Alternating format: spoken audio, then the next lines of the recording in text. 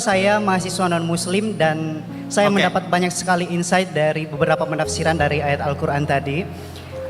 Salah satu fenomena yang kita hadapi saat ini sangat sulit untuk menghadirkan dialog-dialog yang menghadirkan orang-orang yang dari latar belakang agama yang berbeda. Pertanyaan dari mahasiswa non-muslim tadi, sebetulnya ketika negara ini berdiri itu ya dialek semua antar umat beragama, sehingga diputuskan yang penting itu berketuhanan. Maka yang ditolak oleh konstitusi kita adalah ateisme, komunisme. Saya membayangkan misalnya punya anak perempuan, diajak orang yang tidak beragama,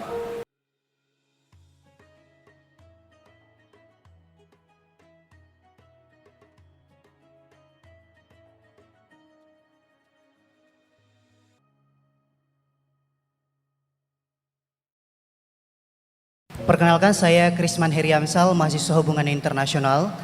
Senang sekali saya bisa menjadi bagian dari dialog kebangsaan menyongsong Ramadan. Ternyata sospol lagi ini. Saya tadi sudah cancel yang sospol. maaf. Jadi yang sudah kadung ya udah terus. Silakan singkat aja nanti yang satu sebelah sini. Terus saya mahasiswa non muslim dan saya mendapat banyak sekali insight dari beberapa penafsiran dari ayat Al-Quran tadi. Salah satu fenomena yang kita hadapi saat ini sangat sulit untuk menghadirkan dialog-dialog yang menghadirkan orang-orang yang dari latar belakang agama yang berbeda, dan seolah-olah hanya jika kita memiliki latar belakang keagamaan yang sama baru kemudian kita bisa memiliki kesempatan untuk berdialog.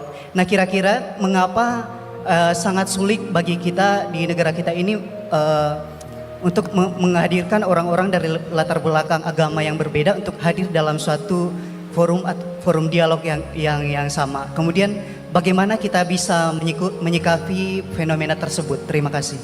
Baik, terima kasih sekali, tepuk tangan. Ini pertanyaan yang sangat penting dan menarik.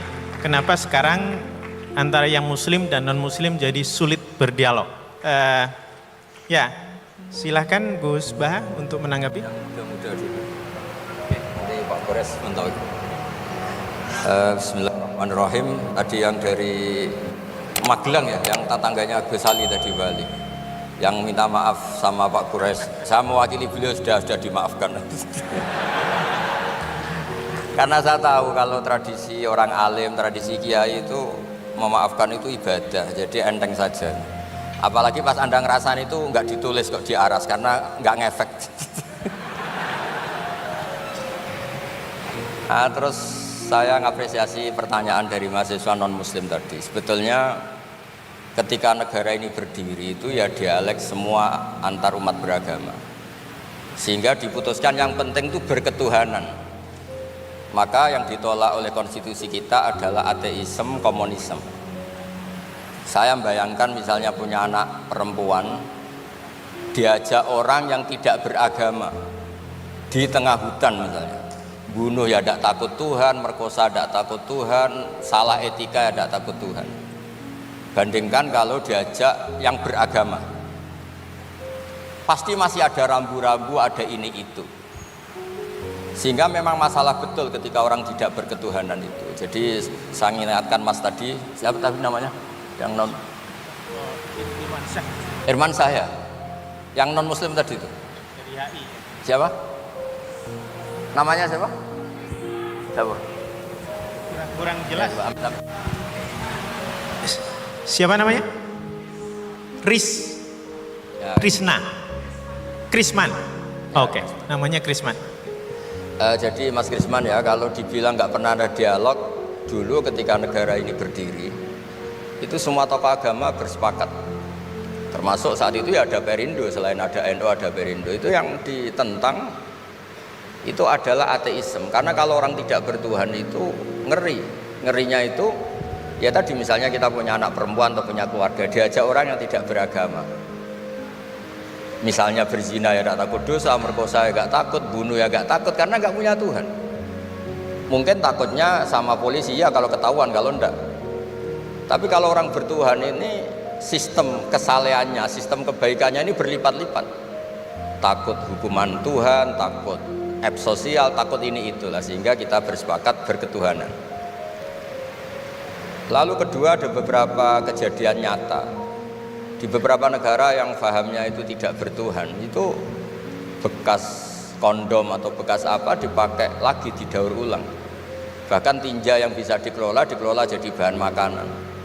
Kalau yang beragama tidak, termasuk mungkin di ilmu medis ini tidak wilayah saya, tapi saya cerita mungkin masalah-masalah kayak ya apa hal-hal yang menurut kita dilarang, menurut agama mereka enteng saja.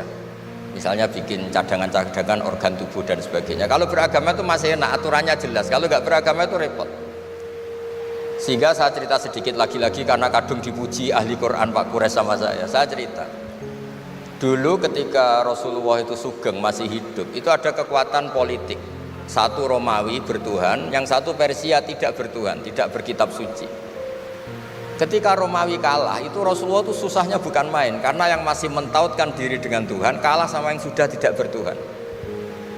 Dan ketika akhirnya Persia yang kalah, yang menang Romawi, Nabi itu ikut senang karena yang bertuhan mengalahkan yang tidak bertuhan.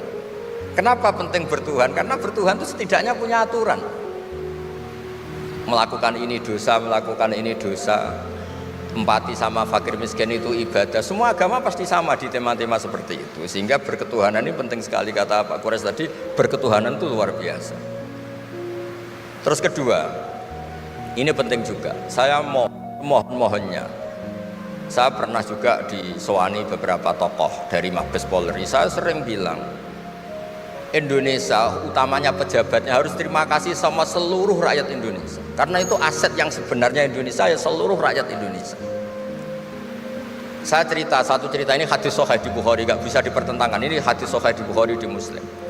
Di antara yang diapresiasi Allah itu adalah potensi jahat kita tidak menjadi, tidak kita wujudkan. Kalau seluruh rakyat Indonesia, tidak usah seluruh, 1/4 kita ini maling semua.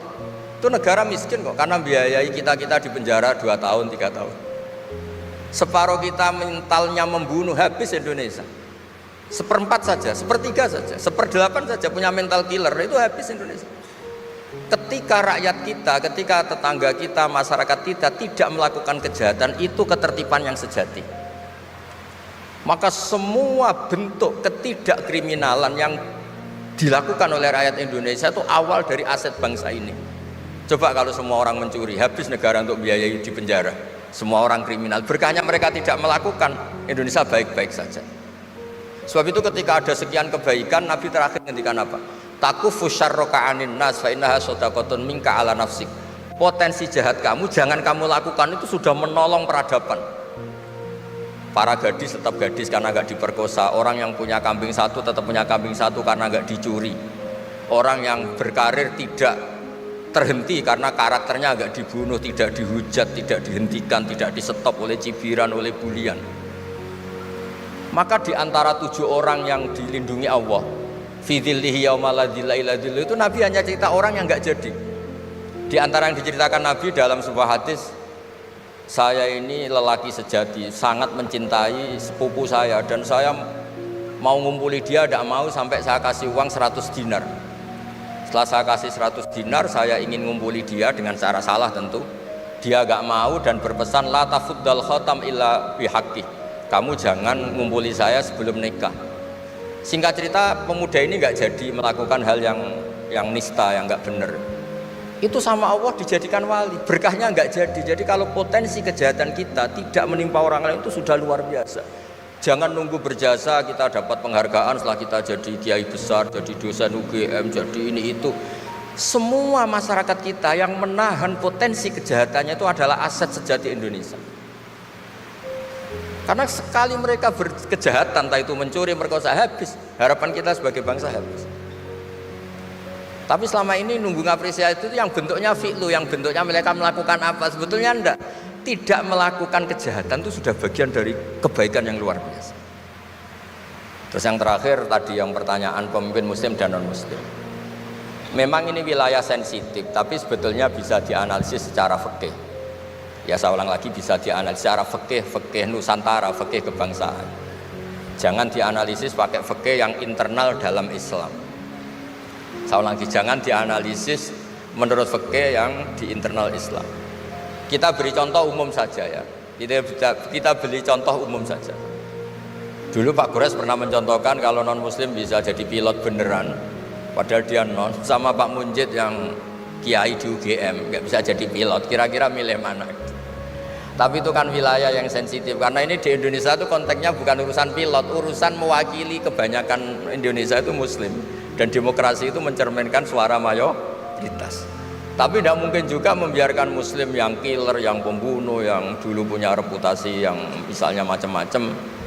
Jadi hal-hal seperti itu, kata Quran itu jangan berdiskusi sesuatu yang kalau menjadi jelas malah masalah. Karena itu kan seperti pertanyaan gini, Gus saya punya kerabat di Jogja tapi pelit, sama orang lain dermawan, bagus mana?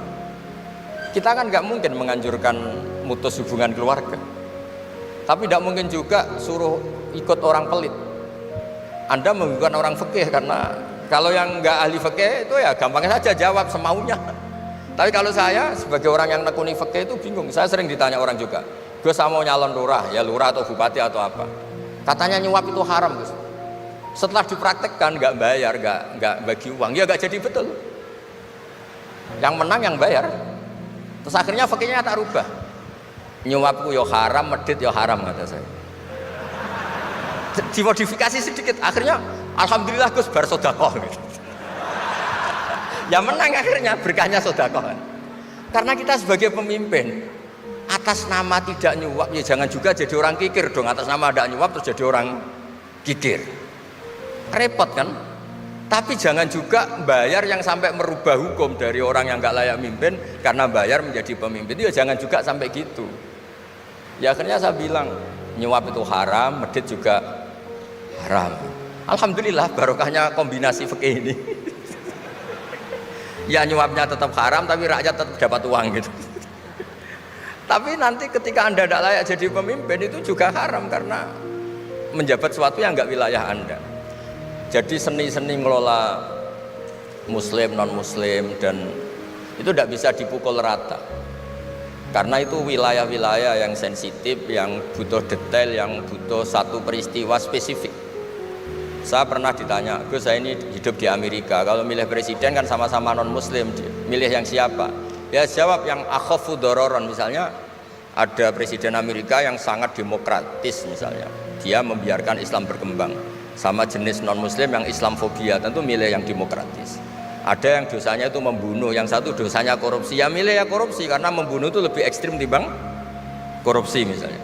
Itu ada di aturan fikih. Jika sama-sama pasti salah, milih yang akhafud dororen, yang madorotnya ada begitu apa? Besar. Coba kalau kita punya pemimpin yang hobinya itu bunuh, sama yang hobinya rakus harta misalnya.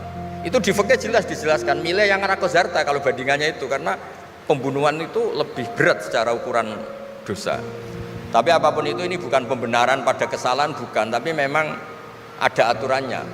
Apa kalau ada dua dororani, dua bahaya, urtukiba khafuma, kalau ada dua hal yang bahaya dipilih yang paling apa? Ringan. Kalau dalam konteks ya tadi, kalau kita membiarkan pemimpin yang nggak benar dipimpin orang nggak benar, tapi kalau memaksakan chaos misalnya, ya milih yang nggak chaos. Itu kan ada aturannya di fikih, karena Nabi menghindari al-harad. Al-harad itu chaos, pembunuhan massal, itu nggak boleh. Dan mayu addi ila dzalik juga nggak boleh, yang bisa potensi begitu juga nggak boleh. Jadi saya mohon di antara aturannya Quran itu latas alu anasya intu bedalakum tasukum. Kamu jangan diskusi sesuatu yang kalau diperjelas malah kamu yang malu. Saya biasanya mencontohkan hal-hal yang ringan kayak suami istri. Misalnya Anda tanya sama Pak Munjid, istrinya tanya, Mas apa betul saya ini cinta pertama Anda, bukan alternatif terakhir? Wah itu rata-rata orang nikah itu kan korban alternatif terakhir gitu. Itu kalau ditanya sama-sama konangan itu aslinya itu. Ceweknya juga sama, apa betul Pak Minjit itu cinta pertama pilihan terakhir? Oh saya sering mau nikah ini orang yang saya cintai, tapi takdirnya ini gitu. Itu kan orang dibilang takdir itu kan ya tersinggung gitu. Jadi banyak hal yang kalau didiskusikan itu masalah-masalah. Latas alu an asya intu bedalakum tasukum. Kamu jangan tanya atau diskusi sesuatu yang kalau diperjelas itu malah masalah. Jadi itu etika, ya. Etika dalam diskusi juga jangan memicu lagi. Saya kira demikian, nanti ditambahi oleh Abi Profesor Gores. Monggo. Nah, saudara-saudara seiman semua, Gus Baha dikenal dengan pendekatan dakwahnya yang santai penuh kebijaksanaan dan menekankan pentingnya toleransi serta pemahaman lintas agama. Pertanyaan dari mahasiswa non-muslim tentang sulitnya menghadirkan dialog lintas agama dalam satu forum di Indonesia. Pentingnya niat baik dan keikhlasan dalam berdialog. Gus Baha sering menekankan bahwa dialog antaragama harus didasarkan pada niat yang tulus untuk saling memahami, bukan untuk saling mengalahkan atau memaksakan keyakinan. Jika semua pihak datang dengan niat baik, maka dialog akan lebih mudah terwujud. Menjadi pribadi yang terbuka dan rendah hati. Gus Baha sering menekankan pentingnya menjadi pribadi yang rendah hati dalam beragama. Sikap ini membantu seseorang untuk tidak merasa superior terhadap keyakinan orang lain, yang pada akhirnya mempermudah terciptanya ruang dialog yang sehat, mengutamakan etika dalam berdialog. Gus Baha juga sering mengingatkan pentingnya menjaga etika dan sopan santun dalam berdialog, menghormati pandangan orang lain, bahkan jika berbeda, adalah bagian dari akhlak yang baik. Jadi, dalam menyikapi fenomena sulitnya dialog lintas agama, Gus Baha kemungkinan akan mendorong pendekatan yang lebih inklusif, penuh rasa hormat dan menekankan bahwa perbedaan bukanlah penghalang untuk saling mengenal dan bekerja sama. Nah, saudara seiman semua, itulah pembahasan kali ini. Semoga apa yang disampaikan bisa memberikan kita manfaat dan pelajaran baru untuk kita semua. Jangan lupa untuk like, comment, and subscribe, supaya kalian tidak ketinggalan info terbaru dari Dakwah Official. Sekian video kali ini, sampai jumpa di video berikutnya. Wassalamualaikum warahmatullahi wabarakatuh.